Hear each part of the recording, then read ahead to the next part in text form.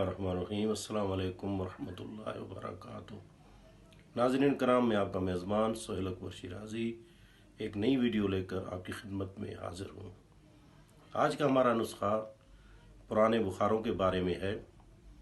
एक मुख्तसर नुस्खा है जिसको आप इस्तेमाल करके इंशाअल्लाह फ़ायदा उठा सकते हैं।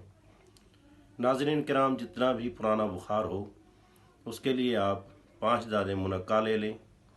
मुनक्का में से बीज निकाल लें और उसकी जगह, बीजों की जगह आप खूब कलां या खाकशी डालकर तवे पर इन मुनक्काओं को भून लें और भून कर रख लें। रोज़ाना आप इन 5 मुनक्का को इस्तेमाल करें।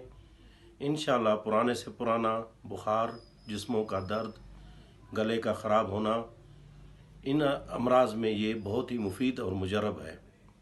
इंशाअल्लाह आप इस नुस्खे को इस्तेमाल करेंगे और फ़ायदा उठाएंगे। नुस्खा सदका जारिया समझकर दूसरों तक भी पहुंचाएंगे। उम्मीद करते हैं कि आज की हमारी वीडियो आपको पसंद आई होगी। अगली वीडियो तक अपने मेज़बान सोहेल अकबर शिराज़ी को इजाज़त दीजिए। वस्सलाम अलैकुम वरहमतुल्लाहि वबरकातुहू।